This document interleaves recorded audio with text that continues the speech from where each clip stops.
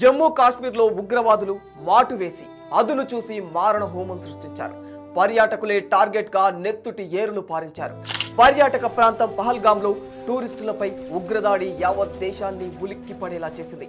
ప్రకృతి అందాలు చూస్తూ సరదాగా గడిపేందుకు వచ్చిన వారు టెర్రరిస్టుల తూటాలకు నిర్దాక్షిణ్యంగా బలైపోయారు. కళ్ళ ముందే తమ వారిని ఉగ్రవాదులు కాల్చి చంపుతుంటే దిక్కులు పిక్కటిల్లేలా రోదిస్తూ బిక్కున వణికిపోయారు బాధిత కుటుంబ సభ్యులు. బాధితుల్లో ఒక్కొక్కరిది ఒక్కొక్క విషాద గాథ. కొందరు భర్తలను కోల్పోయారు, మరికొందరు పిల్లలను కోల్పోయారు. ఇలా ఒక్కొక్క కుటుంబంలో ఒక్కొక్క రకమైన విషాద ఛాయలు అలుముకున్నాయి. ఈ దాడిలో 28 మంది అమాయక టూరిస్టులు ప్రాణాలు కోల్పోయారు, మరో 60 మంది గాయపడ్డారు. దీనికి తామే కారణమని పాక్ ప్రేరేపిత లష్కరే తోయిబా ప్రాక్సీ సంస్థ ది రెసిస్టెన్స్ ఫ్రంట్ ఉగ్ర సంస్థ ప్రకటించింది. ఈ దాడిలో పాకిస్తాన్ ప్రమేయం కూడా ఉన్నట్టు భారత్ ఇంటెలిజెన్స్ సంస్థలు గుర్తించాయి. ఇంత జరిగినా కూడా పాకిస్తాన్ ప్రభుత్వం మాత్రం తమకేమీ సంబంధం లేదని బుకాయిస్తుంది. అయినప్పటికీ చూసే వాళ్ళకి ఎవరికైనా ఉగ్రవాదులకు ఊతమిచ్చింది పాకిస్తానే అని స్పష్టంగా అర్థమవుతుంది. దీంతో పహల్గాం దాడులపై కేంద్ర ప్రభుత్వం వెంటనే అలర్ట్ అయిపోయింది. కుక్క కాటుకు చెప్పు దెబ్బల పాకిస్తాన్ విషయంలో భారత్ ప్రభుత్వం సంచలన నిర్ణయం తీసుకుంది. పహల్గాం ఉగ్రదాడి నేపథ్యంలో సింధు జలాల ఒప్పందాన్ని నిలిపివేస్తూ టెర్రర్ తూటాలకు వాటర్ దెబ్బ అన్నట్లుగా పాకిస్తాన్కు దిమ్మ తిరిగేలా భారత సర్కార్ బుద్ధి చెప్పింది. దీంతో ఈ నదీ జలాల అంశం ప్రపంచ వ్యాప్తంగా పెద్ద చర్చనీయాంశం అయిపోయింది. అసలు ఏమిటి సింధు జలాల ఒప్పందం? ఈ ఒప్పందం రద్దయితే పాక్ కలిగే నష్టమేమిటి? 64 ఏళ్ల ఈ ఒప్పందం ఒక్కసారిగా ఆగిపోతే పాకిస్తాన్ ఎడారిగా మారాల్సిందేనా? ఇంకా భారత్ తీసుకున్న ఈ ఒప్పందంపై దౌత్య న్యాయపరమైన అడ్డంకులు ఏమైనా ఎదురయ్యే అవకాశాలు ఉన్నాయా? ఈ విషయాలన్నింటిపై ఈ వీడియోలో క్లియర్గా తెలుసుకునే ప్రయత్నం చేద్దాం. ఇక మ్యాటర్లోకి వెళితే ముందుగా భారత్ పాకిస్తాన్ల మధ్య ఉన్న జల ఒప్పందం ఏమిటో తెలుసుకునే ప్రయత్నం చేద్దాం. అయితే ఇరు దేశాల మధ్య విస్తరించి ఉన్న సింధు నది, దాని ఉపనదుల జలాలను సాగు కోసం, విద్యుత్ ఉత్పత్తి, జల రవాణా, చేపల వేట లాంటి అనేక అవసరాల కోసం వినియోగించుకునేందుకు గాను ఈ రెండు దేశాలు దశాబ్దాల క్రితం ఓ ఒప్పందం చేసుకున్నాయి. దాదాపు 9 ఏళ్ల పాటు విస్తృత స్థాయి చర్చల తర్వాత 1960 సెప్టెంబర్ 19న నాటి భారత ప్రధానమంత్రి జవహర్లాల్ నెహ్రూ, పాకిస్తాన్ అధ్యక్షుడు అయూబ్ ఖాన్లు ఈ చరిత్రాత్మక ఒప్పందంపై సంతకాలు చేశారు.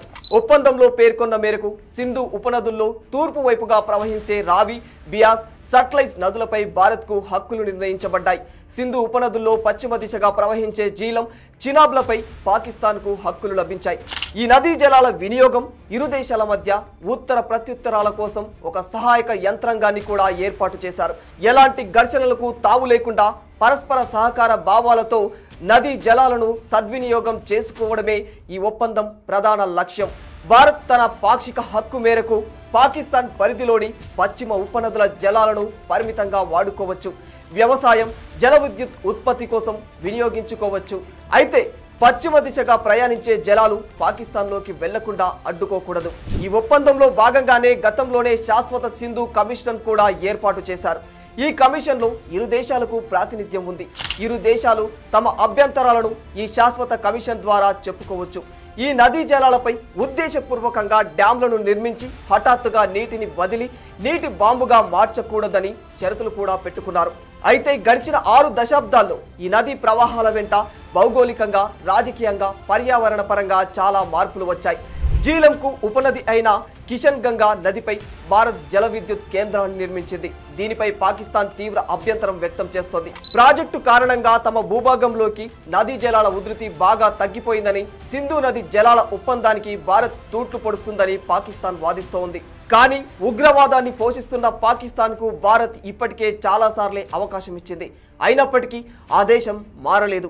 ఇప్పుడు తాజాగా జరిగిన ఉగ్ర దాడితో భారత్ సీరియస్ అయ్యింది. ఇంకా ఉపేక్షించేదే లేదంటూ సింధు జలాల ఒప్పందాన్ని రద్దు చేసింది. ఇది పాక్కు చాలా పెద్ద షాక్ అనే చెప్పాలి. ప్రపంచంలో అతి తక్కువ నీటి వనరులు ఉన్న దేశాల్లో పాకిస్తాన్ కూడా ఒకటి. ఇంకా దీనికి ప్రధాన ఆయువు ఇండస్ రివర్ వాటర్ ఒక్కటే. మొత్తం ఆ దేశ వ్యాప్తంగా వ్యవసాయం సింధు జలాలపైనే ఆధారపడి ఉంటుంది. కాబట్టి ఇండస్ రివర్ వాటర్ ఆగిపోతే పాకిస్తాన్ ఎడారిగా మారిపోతుందనే చెప్పుకోవచ్చు. అక్కడి పంజాబ్, సింధు లాంటి రాష్ట్రాలకు ఇదే ప్రధాన వనరు. అసలే బలూచిస్తాన్, ఖైబర్ పఖ్తూన్ఖ్వా, సింధు ప్రాంతాలు అతి తక్కువ నీటి వనరులు కలిగిన ప్రాంతాలు. ఇప్పుడు భారత్ ఈ నీటిని ఆపేస్తే ఈ ప్రాంతాలన్నీ ఎడారిగా మారిపోతాయి. ఇప్పటికే విపరీతమైన ద్రవ్యోల్బణం, పేదరికాన్ని ఎదుర్కొంటున్న పాకిస్తాన్ ఈ దెబ్బకు మలమలా మాడిపోవడం ఖాయమని చెప్పుకోవచ్చు. భారత్ పాక్ల మధ్య గతంలో 1965, 1971, 1999లో యుద్ధాలు జరిగిన, చాలాసార్లు ఉద్రిక్తతలు ఏర్పడ్డా సింధు జలాల ఒప్పందం నిరాటంకంగా కొనసాగింది. అయితే ఈ మధ్య కాలంలో డ్యాంల నిర్మాణం, నీటి వినియోగం ఇంకా ఇతర అంశాలపై వివాదాలు ఎక్కువైపోయాయి. కిషన్ గంగా, రాట్లే ప్రాజెక్టులపై ఇష్యూని పాకిస్తాన్ ప్రపంచ బ్యాంకు దాకా తీసుకెళ్లిందనే చెప్పుకోవాలి. కాగా ఎలా చూసుకున్నా సింధు నది ఒప్పందం వల్ల భారత్ కన్నా పాకిస్తాన్ ఎక్కువ లబ్ధి పొందుతుందనేది వాస్తవం. ఈ ఒప్పందం వల్ల సింధు జలాల్లో 80% నీటిని పాకిస్తాన్ వినియోగించుకుంటుంది. 2016 ఉరి ఉగ్రదాడి తర్వాత భారత ప్రధాని నరేంద్ర మోడీ మాట్లాడుతూ రక్తం నీరు కలిసి ప్రవహించలేవని ఆయన వ్యాఖ్యానించారు. 2023లో ఈ ఒప్పందంపై మళ్లీ చర్చించాల్సిందిగా భారత్ అధికారికంగా కూడా పాకిస్తాన్కు తెలియజేసింది. అయితే పాక్ మాత్రం అందుకు ససేమిరా ఒప్పుకోలేదు. పాత ఇండస్ వాటర్ ట్రీటీ నిర్దేశించిన విధంగానే కట్టుబడి ఉంటున్నట్లుగా వ్యవహరించింది. అయితే సింధు నది జల ఒప్పందం నుంచి తాత్కాలికంగా భారత్ వైదొలిగితే ఇకపై కేంద్ర ప్రభుత్వం తనకు నచ్చినట్లు ప్రవర్తించే వీలుంటుంది. అంటే జీలం, చినాబ్, రావి, బియాస్, సట్లెజ్ నది జలాలు పాకిస్తాన్కు స్వేచ్ఛగా ప్రవహించకుండా డ్యాంలు కట్టే అవకాశాలు ఉంటాయి. దీంతో పాకిస్తాన్కు జల సంక్షోభం కష్టాలు చుట్టుముడుతుందనే చెప్పుకోవాలి. ఇదిలా ఉంటే సింధు జలాల ఒప్పందం నుంచి వైదొలుగుతున్నట్టు భారత్ ప్రకటించినా ఇది అనుకున్నంత ఈజీ కాదని కొందరంటున్నారు. ఇది అంతర్జాతీయ ఒప్పందం కావడంతో పాటు వరల్డ్ బ్యాంక్ మధ్యవర్తిత్వం ఉన్నందున భారత్కు దౌత్య, న్యాయపరమైన అడ్డంకులు ఎదురవుతాయని చెబుతూ ఉన్నారు. ప్రధానంగా పాకిస్తాన్కు చైనా, టర్కీ, ఇతర ఇస్లామిక్ దేశాల నుంచి మద్దతు లభించవచ్చని, చైనా తన భూభాగం నుంచి భారత్లోకి ప్రవహించే బ్రహ్మపుత్ర నదిని కంట్రోల్ చేయడం ద్వారా పాకిస్తాన్కు సహకరించవచ్చని భావిస్తూ ఉన్నారు. అలాగే తమ దేశ మనుగడను దెబ్బతీసేలా భారత్ ఏకపక్ష నిర్ణయం తీసుకుంటుందంటూ ఐక్యరాజ్యసమితి, అంతర్జాతీయ కోర్టులను పాకిస్తాన్ ఆశ్రయించే అవకాశాలు ఉంటాయని కూడా అంటున్నారు. అంతేకాకుండా పాకిస్తాన్పై భారత్ మరికొన్ని కఠిన నిర్ణయాలు కూడా తీసుకుంది. ఇందులో 5 పెద్ద నిర్ణయాలు ఏంటంటే, 1. సింధు జలాల ఒప్పందంపై నిషేధం. ఇది ఆల్రెడీ మనం ఇందాకే మాట్లాడుకున్నాం. 2. పాకిస్తాన్ పౌరులకు వీసాల జారీ చేయడంపై నిషేధం. పాకిస్తాన్ పౌరులకు వీసాలు జారీ చేయడాన్ని నిలిపివేయడం ద్వారా దీని ప్రభావం చికిత్స కోసం పెద్ద సంఖ్యలో భారతదేశానికి వచ్చే పాకిస్తాన్ రోగులపై పడుతుంది.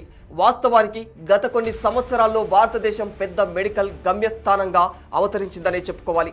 అనేక దేశాల ప్రజలు చికిత్స కోసం భారతదేశానికి వస్తూ ఉన్నారు. వీటిలో పెద్ద సంఖ్యలో పాకిస్తాన్ వారే కూడా ఎక్కువగా ఉన్నారు.